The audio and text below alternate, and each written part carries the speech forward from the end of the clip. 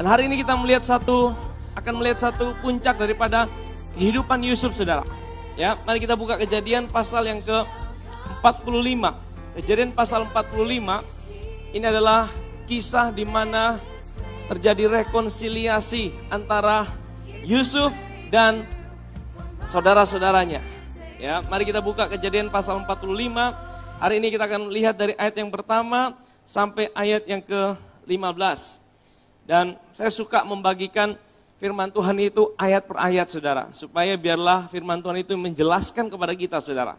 Karena ada begitu banyak rahasia, makanya saya bilang Alkitab kita ini bukan buku biasa, saudara. Alkitab kita ini bukan buku sejarah, sekalipun ada sejarah di dalamnya. Alkitab kita ini bukan hanya buku tentang mengajar tentang moral, sekalipun banyak di dalamnya. Alkitab kita ini bukan hanya bicara tentang buku tentang aturan beragama, sekalipun ada banyak di dalamnya. Tapi esensi daripada Alkitab kita adalah bicara tentang seorang pribadi yang mencintai kita. Namanya Yesus Kristus Tuhan. Amin, saudara. Dan kita bisa dapatkan pewahyuan-pewahyuan melalui setiap tulisan-tulisan yang ada. Sekalipun ini kelihatan tulisan-tulisan yang mati, tapi di dalamnya ada kehidupan, saudara. Ya, saya seringkali bilang bahwa Alkitab kita ini ya berulang kali mau diragukan keasliannya, saudara. Ya, kalau saudara hari-hari ini di media sosial saya juga bilang bahwa hati-hati, saudara, media sosial itu sesuatu yang baik hari ini untuk kita mengabarkan kabar baik, mengabarkan berita tentang Injil, berita tentang kasih Tuhan. Tapi saudara, melalui media sosial juga hari-hari ini, saudara, bisa terjadi penyesatan di mana-mana, saudara. Penyesatan itu kalau kita lihat gampang ketahuan kalau sangat berbeda. Tapi kalau itu dalam bentuk mirip-mirip, saudara, dan dimulai semua dari firman Tuhan, saudara, itu akan sulit untuk kita deteksi, saudara. Tapi saudara, ujungnya, saudara, kita dibawa untuk tidak mempercayai firman Tuhan yang kita punya, saudara. Ya, nah makanya saudara hati-hati, hari-hari ini bijak pakai media sosial yang ada, saudara, pakai untuk mendengar kabar baik, tapi saudara juga mesti filter, maka setiap kita mesti tertanam di dalam pengajaran yang kuat. Saudara mesti, ya kalau saudara berjemaat tempat ini, saudara mesti ikuti pengajaran yang ada. Dan nanti kita akan mulai lagi Bible study. Saya rindu, saudara, kita tidak gampang diombang-ambingkan oleh angin-angin pengajaran. Kalau hari ini saudara lihat di media sosial, saudara, pengajaran apapun ada di situ, saudara. Kalau saudara tidak mengerti, saudara akan dibuat bingung, saudara. Tapi kalau kita mengerti pondasi dasar daripada apa yang diberitakan Injil itu, saudara. Injil itu bicara tentang Allah yang menjadi manusia, yang mencintai kita. Karena begitu besar kasih Allah akan dunia ini, semua manusia jatuh dalam dosa. Manusia tidak bisa menyelamatkan dirinya sendiri, sehingga Allah menjadi manusia dalam bentuk Yesus Kristus Tuhan. Dia sebagai manusia 33,5 tahun, dia naik di atas kayu salib, menanggung setiap dosa kita, pelanggaran kita. Tidak ada yang bisa kita lakukan untuk menghapus dosa kita. Kemudian dia mati, kemudian dia dikuburkan, dia bangkit, dia berikan kita hidupnya. Ini satu peristiwa penting di dalam karya Kristus, kematian dan kebangkitan. Kita mati, kita dibawa mati bersama dia. Hidup kita bukannya kita lagi, dia bangkit, dia berikan kita hidupnya. Kita punya hidup hari ini, saudara, bukan lagi kita, saudara. Tapi kita punya identitas yang baru. Itu paling penting, saudara. Ya, identitas yang baru. Siapa saudara hari ini dalam Kristus? Kalau saudara kuat dalam identitas saudara, dimanapun saudara berada, apapun yang saudara alami. Kalau saudara tahu siapa saudara dalam Kristus, saudara akan cepat bangkit kembali waktu saudara gagal. Karena saudara tahu siapa saudara dalam Kristus. Ya, dan saudara tahu bahwa hari ini kita punya seorang wakil yang ada di sorga, yang senantiasa berdoa buat kita. Dia ada buat kita, dia berdoa buat kita. Dia sama seperti kita hari ini. Ya, yang membedakan adalah dia sudah punya tubuh yang baru, tubuh kemuliaan. Tapi kita juga akan diberikan tubuh yang sama waktu kedatangannya kali yang kedua. Dan kita masih menantikan hal itu, saudara. Supaya kita masih menantikan kedatangan Tuhan. Amin, saudara. Saudara rindu punya tubuh yang baru? Tubuh yang tidak bisa mengalami sakit. Hari ini saudara bisa sakit, capek sakit, stres sedikit bisa sakit, saudara. Karena hujan sedikit bisa sakit. Tapi nanti kita akan punya tubuh yang baru, yang tidak bisa mengalami penuaan, yang bisa tembus tembok. Bukan roh, saudara, tubuh, saudara. Sama seperti yang Yesus punya. Tubuh itu tidak terbuat dari debu tanah, tapi tubuh itu terbuat langsung dari sorga. Tuhan yang kasih tubuh itu. Bisa makan, ya, bisa terbang, Dan yang paling penting tidak bisa mengalami penuaan, saudara. Ya, tidak perlu ke salon. Bersyukur, saudara ya, ada pengharapan, saudara. Kalau hari ini saudara masih ke salon, masih suka minum obat anti penuaan, nanti tidak perlu lagi, saudara. Ya, semuanya cantik-cantik, semuanya ganteng-ganteng, ya, luar biasa, saudara. Dan itu kita nantikan, kita rindukan, saudara. Dan saya percaya itu juga Tuhan nantikan. Bagaimana dia bisa berjumpa kita muka ke muka. Itu saat yang paling kita anak-anaknya. Itulah pengharapan kita, saudara. Itu pengharapan kita yang terakhir. Kemah kita dibongkar, kita punya kemah yang baru. Amin, saudara. Itu pengharapan kita, saudara. Ya. Nah, mari kita buka Kejadian pasal 45.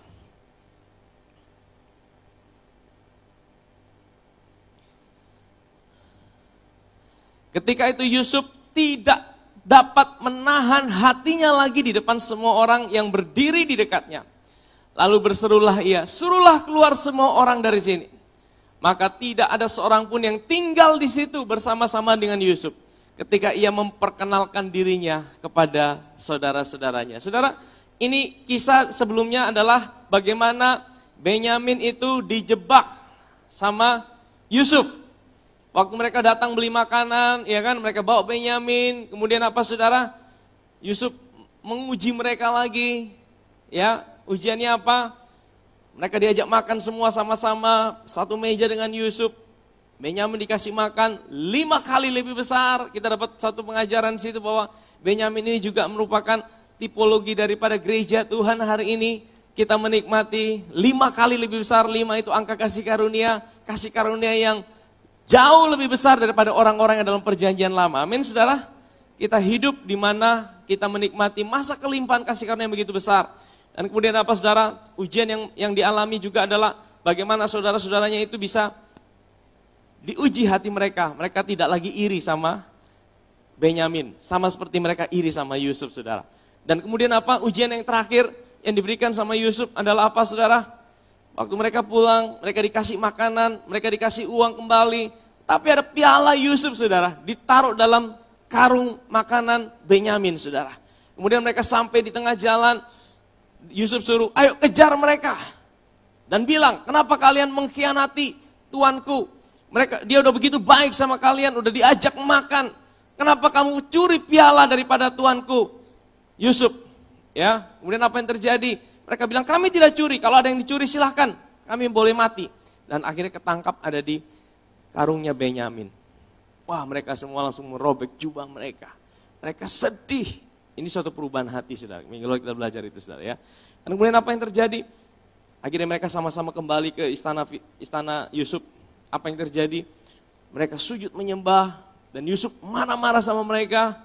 Saya percaya ini seperti sebuah, Yusuf ini membuat drama, saudara. Tapi saya percaya dia sendiri tidak pengen itu, saudara. Hatinya udah tidak tahan, saudara. Hatinya udah tidak sabar. Saudara, siapa yang menggerakkan Yusuf? Nah, Tuhan yang buat itu, saudara. Tuhan yang buat hati Yusuf sehingga dia bisa tahan, ya, diuji. Tuhan yang mau uji, sebenarnya bukan Yusuf yang mau uji. Saya percaya kalau Yusuf itu sendiri, dari awal dia udah bilang, ini aku Yusuf. Karena dia udah ampuni mereka. Betul tidak, saudara? Yusuf udah ampuni mereka. Yusuf udah lupakan pengampunan, lepaskan pengampunan. Tapi Tuhan membuat seperti ada drama-drama yang terjadi, saudara. Supaya itu juga jadi pembelajaran buat kita hari ini, saudara. Nah, saudara, akhirnya apa? Singkat cerita, Benyamin mau ditahan, semua disuruh pulang. Akhirnya Yehuda, kita belajar. Yehuda minggu lalu itu, saudara. Yehuda dia bangkit dan dia bilang ini, mohon izin bicara tuanku. Saudara bisa baca kembali situ. Dia bela, akhirnya dicerita semuanya. Dia bilang pada akhirnya, biar aku yang menggantikan Benyamin. Aku yang akan jadi budak untuk tuanku untuk selama-lamanya. Aku yang akan di sini untuk selama. Saudara, waktu saya renungkan ini, saudara. Yehuda ini, dia yang punya inisiatif menjual Yusuf. Kalau saudara perhatikan itu 22 tahun, saudara, setelah kisah itu. Ya. Saudara pernah ingat saya pernah share Kejadian pasal 38 tentang bagaimana dia sama Tamar itu, menantunya sendiri. Kalau saya hitung-hitung, saudara, saya pernah menghitung-hitung 22 tahun, mungkin kejadiannya masih segar-segar, dia baru saja hidupnya juga hancur-hancuran Yehuda. Hidupnya, dia punya anak saudara, anaknya itu kalau saudara baca, 2 orang mati gara-gara nikah dengan Tamar, sehingga dia mungkin punya perasaan, wah ini gara-gara Tamar ini, ya bikin saya punya anak mati, Tamar mau ditinggalkan, akhirnya dia dijebak kembali sama Tamar. Kehidupan keluarga ini penuh dengan aib. Saudara mungkin kisahnya ini dekat-dekat dengan kisah itu saudara. Karena sekitar 22 tahun saudara. Tetapi dalam masa-masa seperti itu Tuhan pulihkan Yehuda. Tuhan sadarkan Yehuda. Kadang-kadang dalam perjalanan hidup kita, bertahun-tahun saudara, kita tidak tahu berapa lama. Tuhan itu adalah Tuhan yang mengubah hati kita melalui perjalanan hidup kita. Amin saudara. Kita lihat Yehuda, dia berdiri, dia bilang, biar aku yang menggantikan. Dia tidak pikir dia punya keluarga, dia tidak pikir dia punya anak, dia tidak pikir dia punya hidup. Ini gambaran daripada Yesus, singa dari Yehuda kita. Amin saudara, dia menggantikan setiap kita. Dan akhirnya apa saudara, singkat cerita, kita masuk di Kejadian 45, Yusuf akhirnya tidak tahan lagi. Saya percaya saudara, ya ini Tuhan, hatinya saudara tidak tahan dari awal. Tapi akhirnya singkat cerita pada puncaknya itu, dia bilang semua orang keluar. Saudara bisa bayangkan dia suruh semua orang keluar saudara. Suruhlah keluar semua orang, maksudnya apa? Orang Mesir itu semua suruh keluar. Saudara bisa bayangkan, dia tidak mau mempermalukan keluarganya. Ya, ini satu contoh yang bagus juga saudara. Ya, satu rekonsiliasi. Kadang-kadang waktu kita sakit hati, kita mau semua orang seluruh dunia tahu betapa saya disakiti sama orang itu. Naik di media sosial, wah orang itu bikin saya sakit hati, orang itu bikin saya begini, ya. Tapi Yusuf dia bilang apa? Suruh semua orang keluar, artinya apa? Ini waktu private dia tidak mau mempermalukan. Artinya saudara tahu bahwa sebenarnya dia sudah ampuni, rekonsiliasi ini saudara. Itu sebenarnya hanya dia mau tunjukkan siapa dirinya saudara. Ini sebuah gambaran yang indah juga saudara. Kita punya Tuhan adalah Tuhan yang suka mewahyukan dirinya buat kita. Kita tidak mungkin bisa kenal Tuhan kalau dia tidak mewahyukan dirinya buat kita. Amin saudara. Tapi kadang-kadang dia seperti menunda. Nah nanti kita akan lihat saudara. Kadang-kadang Tuhan itu seperti menunda sesuatu dalam hidup ini. Ya, seperti yang dialami oleh keluarga Yusuf ini saudara. Next, terus. Setelah itu menangislah ia keras-keras, sehingga kedengaran kepada orang Mesir dan kepada seisi istana Firaun. Dia nangis, orang-orang Mesir mungkin bingung, kenapa dia nangis ini? Ya, kalau saudara tahu, yang lebih bingung siapa saudara? Saudara-saudara Yusuf. Karena dia belum ngomong dia Yusuf. Ya, suruh semua orang keluar. Tiba-tiba dia langsung nangis. Saudara kalau jadi kakak Yusuf gimana? Wih ini bahaya ini. Tadi dia tidak nangis saja kita sudah ketakutan. Apalagi dia nangis, ini dia punya gila semua datang ini. Kakak-kakak Yusuf kalau sudah baca, next terus ya. Dan Yusuf berkata kepada saudara-saudaranya, akulah Yusuf. Saudara, kalau saudara jadi kakak-kakak Yusuf, waktu Yusuf berkata, aku Yusuf. Kira-kira apa saudara? Apa yang saudara jadi respon saudara? Mati kita. Mati kita. Habis kita. Akulah Yusuf. Nah saudara perhatikan, ini dalam tafsiran bahwa waktu dia berkata aku Yusuf ini bukan pakai bahasa Mesir. Saudara perhatikan, sebelum itu dia selalu pakai penterjemah. Ya, dia ngomong sama saudaranya, dia pakai penterjemah. Orang Mesir yang bisa bahasa Ibrani, dia pakai bahasa Mesir dan orang Mesir itu terjemahkan buat saudara-saudaranya. Tetapi kali ini saudara, waktu dia omong, aku Yusuf, dia tidak lagi pakai bahasa Ibrani, dia lagi pakai bahasa Mesir. Karena cuma dia dan saudara-saudaranya. Dia langsung ngomong pakai bahasa Ibrani, aku Yusuf. Saya bayangkan, makanya saya sering kali bilang, kalau kita baca Alkitab saudara, kita seringkali tahu bahwa kisahnya udah selesai. Betul ya saudara? Wah ini sudah selesai, wah rekonsiliasi terjadi begitu luar biasa selesai. Wah tidak seperti dramanya tidak ada sesuatu yang menegangkan. Tapi kalau saudara jadi kakak-kakak Yusuf pada waktu itu saudara, saya percaya kaki saudara juga gemetar saudara. Waktu dia bilang, aku Yusuf, wah itu saya bayangkan muka mereka langsung.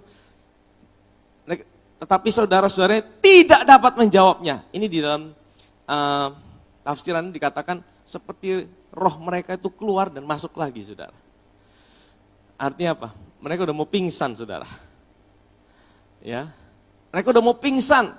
Saudara-saudara tidak dapat menjawabnya. Sebab mereka apa? Takut dan gemetar menghadapi Yusuf. Ya, mereka takut, mereka gemetar. Mereka tidak tahu mau bilang apa. Ayat yang keempat. Lalu kata Yusuf pada saudara-saudaranya itu, marilah dekat-dekat. Maka mendekatlah mereka. Mendekat dengan ketakutan. Saudara, ini juga sebuah gambaran yang indah. Ya, Tuhan kita, dia Yusuf kita. Seringkali kita takut datang pada dia. Betul ya saudara? Seringkali kita takut karena kesalahan yang kita buat. Seringkali kita takut karena ada intimidasi. Seringkali kita takut dalam hidup ini karena seringkali kita merasa kita tidak layak sama Tuhan. Tapi kita punya Tuhan yang bilang, mari datang padaku. Mari dekat-dekat padaku. Amin saudara? Mari dekat-dekat padaku, apapun keadaanmu, apapun situasimu. Yusuf bilang sama saudara-saudaranya, mari dekat-dekat sama aku. Maka mendekatlah mereka. Katanya lagi, akulah Yusuf saudaramu yang kamu jual ke Mesir. Tapi sekarang, janganlah bersusah hati dan janganlah menyesali diri karena kamu menjual aku ke sini. Saudara, Yusuf akui tidak? Dia dijual sama saudara-saudaranya. Yusuf akui. Saudara, mengampuni bukan berarti kita tidak akui kegagalan, kesalahan, apa yang terjadi dalam hidup kita. Betul tidak saudara? Ya. Nah ini pelajaran yang penting saudara, kita bisa dapatkan sini. Tunggu. Tetapi sekarang janganlah bersusah hati dan janganlah menyesali diri. Saya percaya saudara-saudara Yusuf lagi bersusah hati nih saudara. Lagi menyesali diri, ya. Lagi stres ini. Karena kamu menjual aku ke sini. Jadi saudara, Yusuf ulangi kata kamu menjual aku ke sini. Sebenarnya untuk tunjukkan kamu memang jual aku ke sini. Ya, artinya itu situasi yang real yang dihadapi. Sebab untuk memelihara kehidupanlah Allah menyuruh aku mendahului kamu. Saudara, ini poin penting saudara. Ini poin penting dalam hidup ini. Tadi saya bilang gini saudara, seringkali dalam hidup ini, waktu kita ngalamin situasi yang buruk, kita hanya lihat sisi buruknya dalam kehidupan kita. Betul ya saudara? Kita dijual, kita dihina, kita ngalamin situasi yang buruk. Itu sisi buruk dalam kehidupan kita saudara. Ya, itu sisi yang kita real, yang kita alami saudara. Sesuatu yang real, yang nyata, yang kita jalani dalam hidup ini. Saya percaya setiap kita ngalami dalam cara yang berbeda-beda. Betul ya saudara? Saudara mungkin ngalamin situasi buruk dalam pekerjaan saudara. Saudara mungkin ngalamin situasi yang buruk dalam rumah tangga saudara. Saudara mungkin ngalamin situasi yang buruk dalam hubungan saudara. Saudara mungkin ngalamin situasi yang buruk dalam banyak aspek dalam kehidupan kita. Itu sesuatu yang real. Waktu Yusuf berkata, aku kamu jual, itu sesuatu yang real saudara. Itu bukan sesuatu yang halusinasi. Tapi itu sesuatu yang real. Ya, saya mau bilang gini saudara, apa yang kita alami memang itu sesuatu yang real. Tetapi ada satu yang sepertinya tidak kelihatan. Sesuatu yang tidak kita lihat. Itu yang lebih dahsyat di dalam kehidupan kita. Amin, ini poin penting. Ada sesuatu yang ilahi. Ada sesuatu yang ilahi yang ada dalam hidup kita. Ini yang bisa menjawab kenapa orang baik bisa mengalami hal buruk dalam kehidupannya. Kenapa orang baik bisa mengalami hal buruk dalam kehidupannya. Seringkali kita tanya, Tuhan kenapa Tuhan? Kenapa Tuhan? Kenapa aku mengalami hal buruk ini? Kenapa aku mengalami hal buruk ini? Kenapa dia baik? Kenapa dia mengalami hal buruk ini? Kenapa Kenapa Lazarus sudah mau mati? Kok Tuhan tidak tolong dia? Kenapa ada seorang anak yang lahir, dia langsung buta? Kenapa? Banyak kenapa. banyak pertanyaan dalam hidup ini ketika kita mengalami hal buruk dalam hidup ini. Betul ya saudara? Banyak hal yang menjadi tanda tanya dalam hidup ini. Ya. Tetapi Yusuf, saya percaya, dia tidak fokus pada hal buruk yang terjadi dalam kehidupannya. Karena dia tahu ada tangan Tuhan yang menyertai kehidupannya. Dia bilang apa? Kalian memang jual aku ke sini. Itu real, itu nyata. Sebab untuk memelihara kehidupanlah Allah menyuruh aku mendahului kamu. Amin saudara?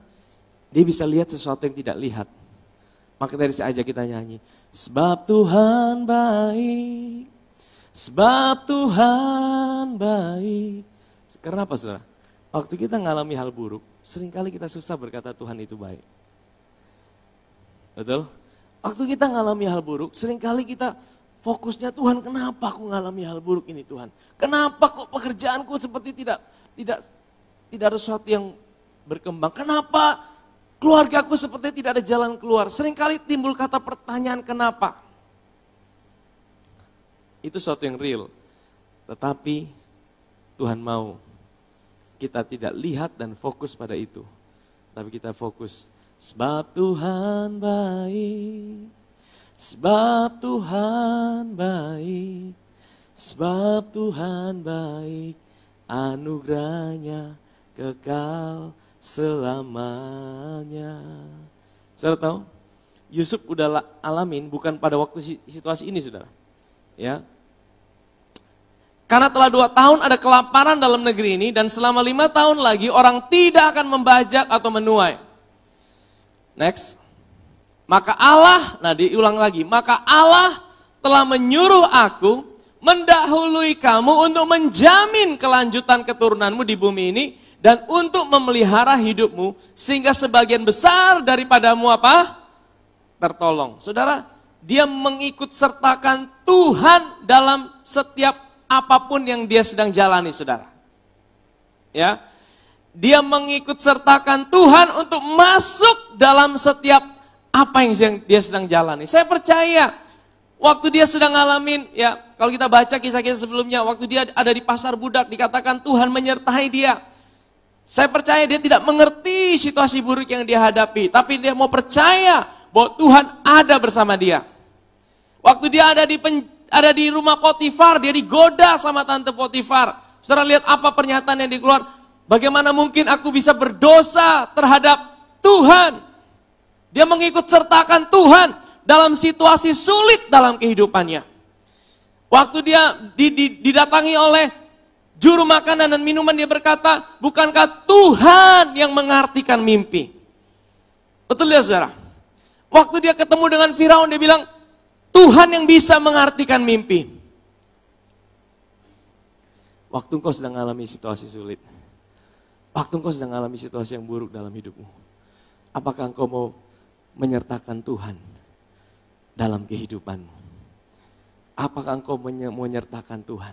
Kalau engkau menyertakan Tuhan, Tuhan aku tahu situasiku sulit, tapi aku percaya bahwa Tuhan ada, Tuhan memegang tanganku. Mungkin hari ini aku tidak mengerti, tapi pada satu titik engkau akan dibuat mengerti ketika semuanya sudah terjadi. Ya, ketika hal buruk terjadi, banyak kali kita tidak paham, banyak kali kita tidak mengerti. Tapi satu hal yang bisa kita lakukan, sebab Tuhan baik, sebab Tuhan baik, sebab Tuhan baik, anugerahnya kekal selamanya.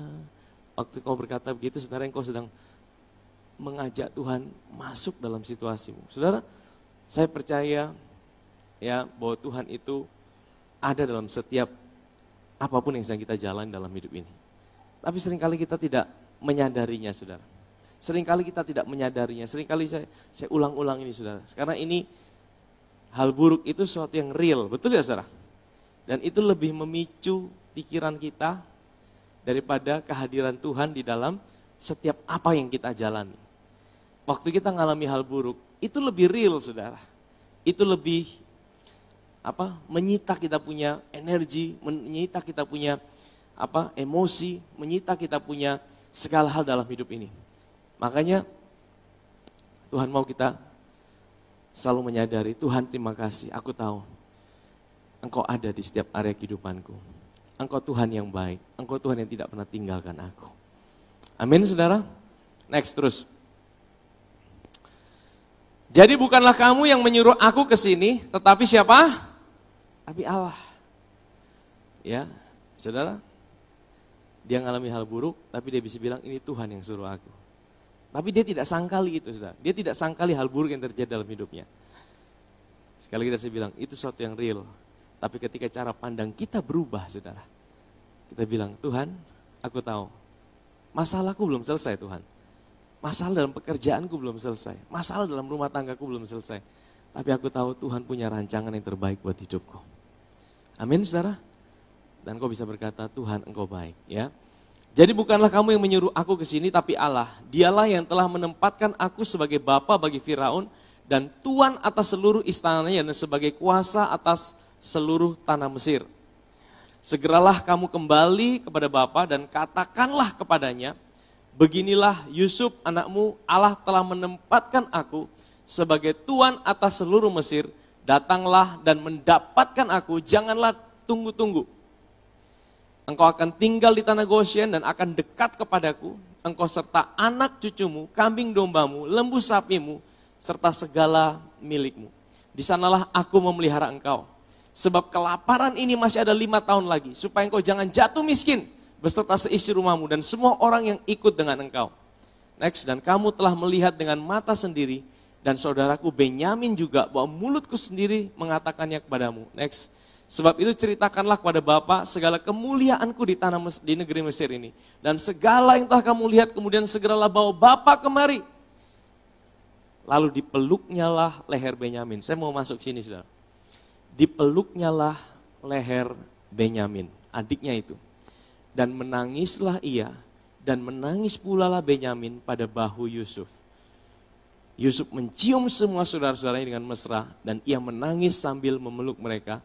Sesudah itu barulah saudara-saudaranya bercakap-cakap dengan dia. Saudara, ini suatu gambaran yang indah.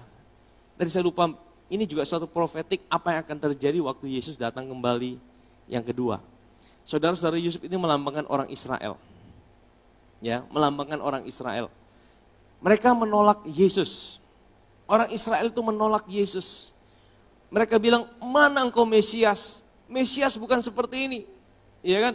Mereka tolak Yesus sebagai Mesias. Bahkan sampai hari ini, kalau saudara tanya sama orang Israel, kenapa kalian tidak percaya bahwa Yesus adalah Mesias? Mereka bilang, Yesus itu adalah sama seperti kita. Dia bukan Mesias, karena apa? Kalau Mesias itu datang, dia akan bawa kedamaian. Tidak akan ada lagi kekacauan. Mana buktinya? Sampai hari ini masih kekacauan, sampai hari ini masih perang. Jadi dia bukan Mesias, dia Mesias palsu. Kalau saudara tanya sama orang Yahudi sampai hari ini, mereka akan bilang seperti itu. Tapi mereka tidak tahu yang Yesus maksudkan bahwa kedamaian itu bukan di luar, tapi memberikan jaminan keselamatan, saudara. Nah, tapi waktu Yesus akan datang kembali kedua, orang Israel itu akan gemetar, saudara. Mereka akan gemetar, mereka akan ketakutan. Tapi bagaimana respon Yesus? Apakah Yesus memaafkan mereka? Yesus sudah memaafkan mereka. Bahkan sebelum mereka minta maaf. Nanti saya akan masuk ke sini saudara. Ya, Yesus sudah ampuni mereka. Coba buka di Sakaria pasal yang ke-12 ayat yang ke-10. Sakaria pasal 12. Aku akan mencurahkan roh pengasihan dan roh permohonan atas keluarga Daud dan atas penduduk Yerusalem. Ini bicara tentang bangsa Israel. Dan mereka akan memandang kepada dia yang telah mereka tikam. Siapa itu? Yesus. Mereka tikam dan akan meratapi dia seperti orang meratapi anak tunggal dan akan menangisi dia dengan pedih seperti orang menangisi anak sulung. Jadi apa saudara?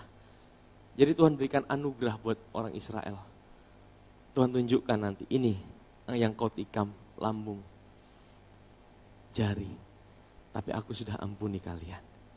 Aku sudah ampuni kalian. Saudara, saya bisa bayangkan waktu Yesus datang. Dan orang Israel lihat oh ternyata dia sungguh-sungguh Mesias. Yang selama ini mereka hina, yang selama ini mereka tolak, yang selama ini mereka jual, yang selama ini mereka bilang kamu Mesias palsu. Mereka sedang nantikan Mesias hari ini, saudara. Dan mereka bilang yang bisa membangun bait Allah yang ketiga itu Mesias. Ya saudara, kita lihat tanda-tanda yang ada di Israel. Saudara. Nanti begitu bait Allah terbangun, itu orang yang bisa bangun dianggap Mesias oleh orang Yahudi, saudara. Tapi itu bukan Mesias yang asli. Mesias asli adalah Mesias yang mereka tikam. Mesias asli adalah Mesias yang mereka bunuh. Mesias asli adalah Mesias yang mereka tolak. Dan Mesias asli itu adalah Yesus Kristus Tuhan kita. Amin, saudara. Dia akan datang kembali. Ya. Nah, kita kembali ke kejadian tadi, saudara. Saya akan bawa kita melihat Kejadian pasal 45, tadi ayat 13. Satu prinsip tentang pengampunan. Ini bicara tentang rekonsiliasi, saudara ya. Lalu dipeluknya lah leher Benyamin. Di dalam bahasa Inggrisnya, he fell on his neck. Jadi dicium lehernya. Saudara, waktu saya lihat ini, saudara tahu ini ada sebuah tanda. Ya, ada beberapa kali di dalam Alkitab itu dikatakan dicium lehernya. Yang pertama kali itu kisah mengenai Yakub. Saya ingat Yakub waktu dia ketakutan sama kakaknya Esau, ya, dia ketakutan sama kakaknya Esau, dia suruh dia punya anak-anak maju dulu, pegawai-pegawainya maju dulu, hamba-hambanya maju dulu, dia bawa persembahan maju dulu. Dan kemudian apa? Dia terakhir dia merangkak. Esau langsung datang sama dia, dikatakan Esau itu peluk sama Yakub dan dicium di leher. Saudara, ciuman leher itu menggambarkan apa, saudara? Ciuman saudara. Kamu saudaraku. Kamu bicara sebuah keintiman, saudara. Ya kalau katanya kalau cipika-cipiki itu ya, itu bicara tentang Tuhan dan hamba. Kamu Tuhan, Tuhan dan hamba. Tapi kalau cium di leher itu bicara tentang hubungan intim keluarga. Nah, ini dikutip sama Yesus di dalam Lukas pasal 15. Saudara ingat kisah tentang anak bungsu yang terhilang? Anak bungsu yang terhilang itu pergi jauh. Ya, pergi jauh menghabiskan harta orang tuanya, menghabiskan harta bapaknya. Dan setelah dia pergi jauh, hartanya habis. Saudara, ini menggambarkan manusia kita. Kalau kita jauh dari Tuhan, hidup kita sengsara, saudara. Tapi percayalah bahwa Tuhan tidak pernah jauh dari kita. Dosa itu bukan memisahkan Tuhan dari kita, tapi dosa memisahkan kita dari Tuhan. Amin, saudara. Dosa membuat kita tidak sadar akan Tuhan, tapi dosa tidak memisahkan Tuhan dari hidup kita, karena dia selalu ada buat kita. Amin, saudara. Makanya Tuhan benci dosa.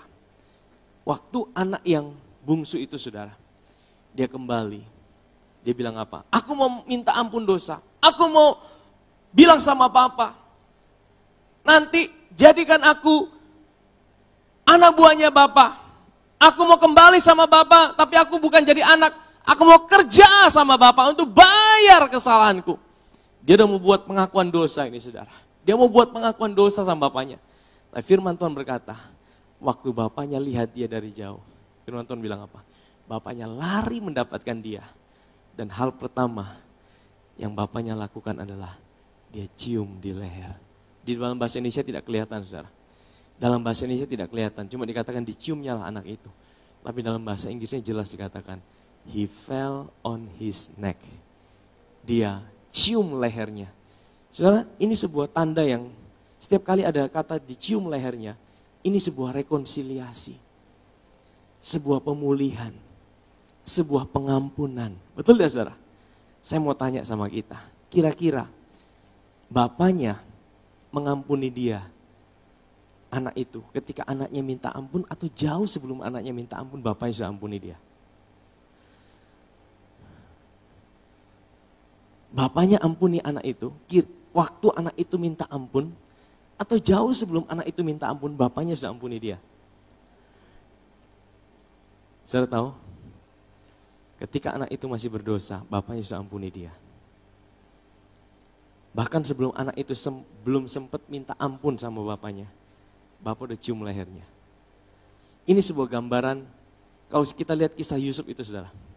Waktu saudara-saudaranya ketemu sama Yusuf, Yusuf tahu mereka tidak saudara? Tahu. Mereka tahu Yusuf tidak? Tidak tahu. Sampai Yusuf bilang, aku Yusuf. Mereka udah sempat buat pengakuan dosa belum tidak saudara? Belum. Mereka masih ketakutan. Tapi Yusuf langsung cium leher. Ini menggambarkan apa? Menurut saudara kira-kira Yusuf ampuni mereka waktu mereka datang atau jauh sebelum itu dia udah ampuni? Saya percaya Yusuf sudah ampuni kakak-kakaknya jauh sebelum dia ketemu dengan kakak-kakaknya. Kalau sudah lihat ya, waktu dia punya anak, beberapa minggu yang lalu saya bahas tentang ini. Dia punya anak dua, namanya siapa? Manasye dan Efraim. Anak pertama Manasye artinya apa? Aku telah melupakan situasiku yang sulit itu. Dengan kata lain, kepahitannya dia melupakan segala hal yang buruk dalam hidupnya. Bicara tentang pengampunan, dia udah ampuni. Saya percaya bahkan jauh sebelum itu juga. Waktu dia ada di penjara, waktu dia ada di rumah Potifar, saya percaya hatinya udah melihat bahwa Tuhan ada sesuatu dalam hidupnya, dia udah ampuni kakak-kakaknya. Jadi waktu pertemuan rekonsiliasi itu bukan pertemuan Yusuf ampuni kakak-kakaknya. Ya, tapi kakak-kakaknya sadar bahwa Yusuf sudah ampuni dia. Itu hati Tuhan, saudara. Itu hati Tuhan. Waktu bapak itu ketemu dengan anak yang bungsu, itu bukan waktu bapak ampuni anaknya. Tapi waktu anak itu sadar bahwa dia sudah diampuni, bahkan sebelum dia gagal. Amin saudara, amin. Hal yang sama juga Tuhan mau kita sadar dalam hidup ini. Waktu dia di atas kayu salib, dia berkata, sudah selesai, aku sudah ampuni setiap dosa dan pelanggaranmu. Aku tidak ingat-ingat lagi setiap kesalahanmu. Jadi waktu kita datang pada Tuhan, kita bukan untuk dapat minta Tuhan ampuni kita. Tapi Tuhan mau kita sadar, bahkan sebelum kita gagal pun dia sudah ampuni hidup kita. Amin saudara. Jadi salah satu prinsip di dalam kita pengakuan dosa bukan untuk dapat pengampunan dari Tuhan. Pengakuan dosa untuk menyadarkan kita bahwa kita salah dan kita sudah diampuni oleh Tuhan. Karena Tuhan tidak bisa ampuni kita berdasarkan pengakuan kita. Karena Tuhan mengampuni kita, bukan berdasarkan waktu kita datang pada Dia, kita nangis-nangis, kita semua air keluar, ya, kita bilang Tuhan ampuni aku. Bukan waktu itu Dia ampuni kita, tapi jauh sebelum kita lakukan itu, di atas kayu salib, Dia sudah ampuni setiap kita. Dan Dia mau kita sadar itu saudara. Waktu kita sadar itu apa saudara? Bukan berarti kita, wah kalau Tuhan sudah ampuni kita hidup seenaknya. Bukan saudara, berarti kita tidak sadar itu saudara. Waktu kita sadar pengampunan Yesus tersedia buat kita. Bahkan sebelum kita lakukan apa-apa, kita semakin berani untuk datang pada Tuhan. Amin saudara. Kalau kakak-kakak Yusuf tahu bahwa Yusuf sudah ampuni dia, sudah ampuni mereka, kira-kira mereka gemetar tidak saudara? Mereka gemetar tidak ketemu dengan Yusuf. Mereka tidak gemetar lagi saudara. Yang buat mereka gemetar adalah karena mereka pikir Yusuf masih dendam sama mereka. Yusuf masih marah sama mereka. Kalau saudara baca nanti Kejadian pasal 50, setelah Yakub meninggal, kembali lagi mereka takut saudara. Wah ini bapak sudah meninggal, bahaya ini kita. Ini pasti dia mau bunuh kita lagi. Yusuf bilang apa? Tapi nanti kita bahasnya itu saudara ya, nanti ada waktunya saudara. Tapi saya mau kembali gini saudara. Hari ini, apa yang Tuhan mau kita sadar? Kalau kita lihat Yusuf itu sebagai Yesus. Apapun situasimu, apapun keadaanmu, apapun kegagalanmu, bahkan sebelum engkau katakan pada Tuhan, Dia mau engkau sadar bahwa Dia sudah ampuni hidupmu. Dan waktu engkau sadar Dia sudah ampuni hidupmu, itu yang membuat engkau berani datang mendekat pada Dia. Dia bilang sama saudara-saudaranya, mari datang dekat. Mari datang dekat sama aku. Saudara tahu kenapa mereka takut datang sama Yusuf? Kenapa mereka takut datang sama Yusuf? Karena ada sebuah rasa bersalah. Wah ini Yusuf masih marah sama kita. Sebenarnya kita anak-anak Tuhan. waktu kita mau datang pada Tuhan, masih ada rasa itu. Masih ada rasa takut untuk datang pada Dia. Masih ada rasa takut untuk datang mendekat pada Tuhan. Padahal Dia bilang, aku udah ampuni setiap kesalahanmu. Aku udah ampuni setiap pelanggaranmu. Aku tidak ingat-ingat lagi setiap kegagalanmu. Amin saudara? Amin? Jadi poinnya apa pagi hari ini? Yang pertama, kalau kita sebagai Yusuf,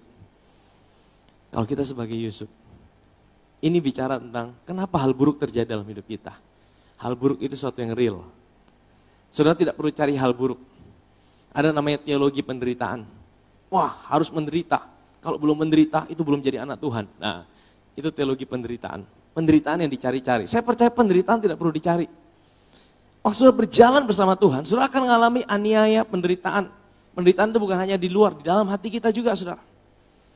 Waktu saudara berusaha untuk percaya, tapi keadaan buat engkau menjadi seperti tidak percaya, itu penderitaan, saudara. Ya, penderitaan tidak perlu dicari. Penderitaan pasti mendatangi hidup saudara. Amin. Tapi bagaimana respon kita? Apakah kita mau masukkan Tuhan di dalam setiap situasi yang ada dalam hidup kita? Teristimewa di dalam penderitaan hidup kita. Itu yang Yusuf lakukan. Dia bilang, Allah yang menyuruh aku. Memang kamu jual aku. Tapi Allah yang suruh aku datang lebih dulu ke sini. Amin saudara. Amin. Mungkin saudara hari ini sedang mengalami kesulitan dalam pekerjaanmu, rumah tanggamu. Apalagi saudara, saudara bisa describe itu menurut cara pandangmu sendiri-sendiri. Tetapi apapun yang saudara hadapi, masukkan Tuhan dalam situasimu. Amin saudara, masukkan Dia dalam situasimu. Sehingga apa? Fokus saudara bukan pada, aduh hidup saya kok susah. Aduh kenapa dia selalu berlaku buruk sama aku. Aduh kenapa kok situasiku tidak pernah berubah. Saudara akan down saudara. Tapi waktu saudara mengalami seperti itu, saudara bilang, sebab Tuhan baik, sebab Tuhan baik. Saudara percaya, sekalipun dalam situasi yang buruk, ada tangan yang tidak terlihat yang sedang mengatur setiap langkah hidup saudara. Amin saudara, ada tangan yang tidak terlihat yang sedang menyusun langkah-langkah hidup saudara. Amin. Nah kalau kita melihat Yusuf sebagai Yesus, mungkin hari ini kau merasa ada banyak kegagalan, ada banyak kesalahan yang kau buat dalam hidup ini. Dan itu membuat engkau takut datang sama Yusuf atau Yesus kita. Yesus berkata, mari dekat-dekat sama aku. Mari dekat-dekat sama aku. Jangan jauh-jauh. Kenapa dia bilang gitu? Karena Dia sudah ampuni kita. Bahkan jauh sebelum kita minta ampun sama Dia. Amin saudara. Yusuf sudah ampuni kakak-kakaknya. Bahkan sebelum kakak-kakaknya sempat minta ampun sama Dia. Bapa sudah ampuni anak bungsunya. Bahkan sebelum anak bungsunya bilang, ampuni aku Bapa. Bapa itu udah cium anak itu di lehernya. Ini menandakan apa? Pengampunan yang kita dapatkan itu bukan berdasarkan kita datang pada Tuhan minta ampun baru diampuni. Tapi berdasarkan apa yang Yesus kerjakan di atas kayu salib 2000 tahun yang lalu. Amin saudara. Dan itu membuat kita berani datang pada Tuhan apapun keadaan dan situasi kita. Setelah kita berani datang pada Tuhan, bahkan dalam situasi yang terburuk sekalipun dalam hidupmu. Setelah kita tidak takut untuk datang mendekat pada Tuhan. Yusuf kita hari ini. Amin saudara.